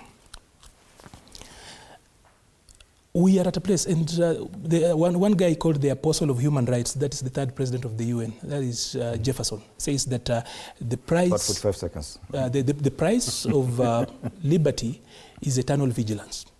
We've had very difficult 2 years, but the Republic has gotten better. So the people, our democracy has grown.